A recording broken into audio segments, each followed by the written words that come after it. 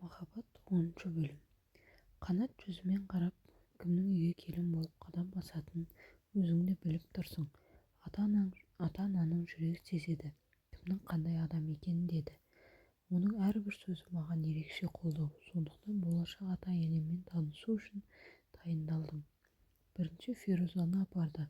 Оны анасы кіре сала, анасы сұрақтың астына алыпты.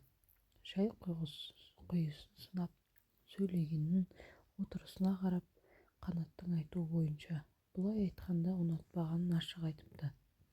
Одан соң мені алып барды. Есіктен кірген бетім сол еді. Анасы келе ғой қызым деп отырғызып, жақсы әңгімелерін айтып, жүзімді қуанышқа толтырды. Бірден құда түсіп сырға салу рәсімі болды. Үйден ұзатылып шықтым. Көп ұзамай тойымыз да болды. Біраз уақыт өтті.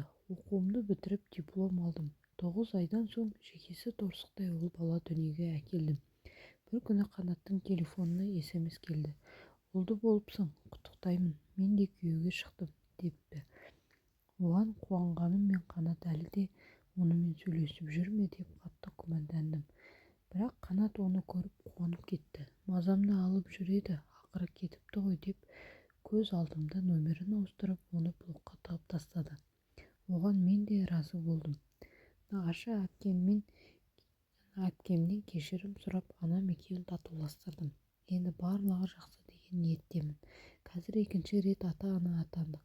Bir қыз, бір ұлымыз бар. Шүкір бақыттымыз. Алла басымыздан айырмасын.